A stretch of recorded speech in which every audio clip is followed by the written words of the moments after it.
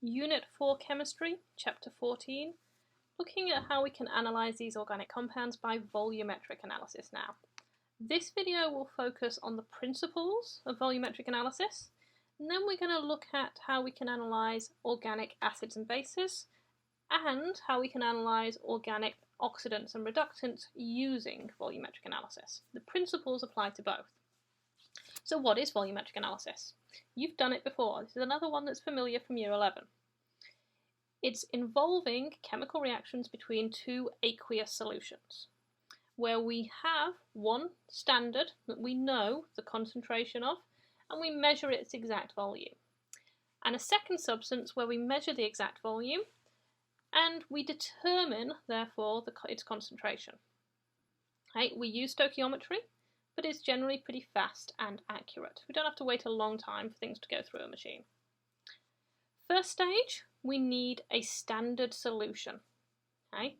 In general, a standard solution is made by having an accurate mass of a substance that we measure out and dissolve in a volumetric flask which we make up to a set volume.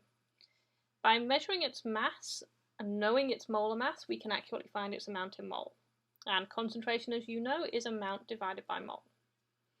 Can't use anything we want as a standard solution, because some things might be impure, and if they're not pure, then we don't know its molar mass, and therefore we can't find its amount in mole. Okay? So if it is going to be a standard, or a primary standard, we have to have it available as a pure form. We have to know its formula.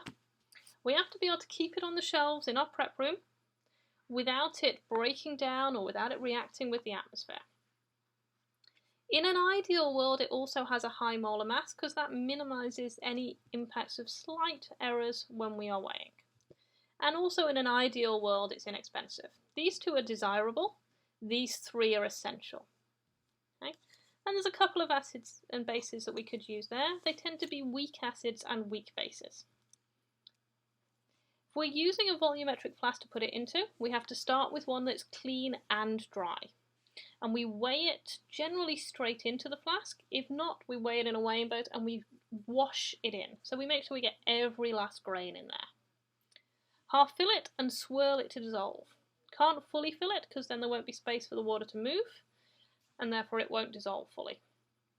We then add water to our calibration line. Being a volumetric flask, it just has one measuring line on it, and invert it. Okay? You can't separately measure out the water and the solid because once they mix together, the final volume will be different. Okay? The impact of the solid will raise it slightly, but not by quite as much as the volume of the solid because it fits into some gaps. Okay? While sometimes we want to use strong acids and bases as a standard, we can't use them as a primary standard, so we can't just use the method we just talked about to make the standard. Basically, strong acids, when we buy them and they say this is concentrated hydrochloric acid or concentrated sulfuric acid, but they never tell you the exact concentration because even though it's close to pure, it's slightly variable depending on exactly how they made it and what the conditions were on that day. But strong bases, we can get them in a pure form, but they're going to react with carbon dioxide in the air and they also absorb water from the atmosphere, so they deteriorate when we're storing them. But we can still use them as standards. We use them as what's called a secondary standard. So we'd make a primary standard, do a volumetric analysis to find the concentration of them, and then that strong acid and base is now standardized and we can use them to react with other things. Our basic steps. We take a burette, we rinse it with a small amount of the solution we're going to measure it with, and then we fill it. It doesn't have to start right on 0.00. We do have to note its exact starting measurement to 2 decimal points. We then take a pipette. Again, we rinse it with the type of solution we're going to use to measure it. And these are the big glass pipettes, not the small plastic pipettes we're talking about here. A known volume of one solution is measured into the pipette and put into the conical flask. And what we measure with the pipette is known as the aliquot. Okay? We then dispense liquid from the burette into the conical flask until we get to the end point, which is where we see a colour change. We note the final volume on the burette, again to 2 decimal points, and work out how much we actually dispensed. That volume is what's called your titer.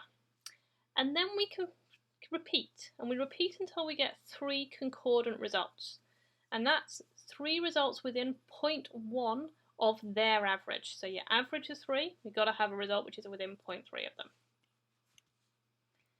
There are 2 important points here. One is the end point. The end point is when we get a colour change. The other is what's called the equivalence point. The equivalence point is when, according to our equation, everything's in the stoichiometric ratio. Okay? For an acid-base reaction, we use an indicator, and that indicator makes sure that the end point is close to the equivalence point. So we've got to choose the right one. Redox titrations are generally a bit more simple because quite often one of the reactants themselves will change colour, so we don't need a separate indicator to choose.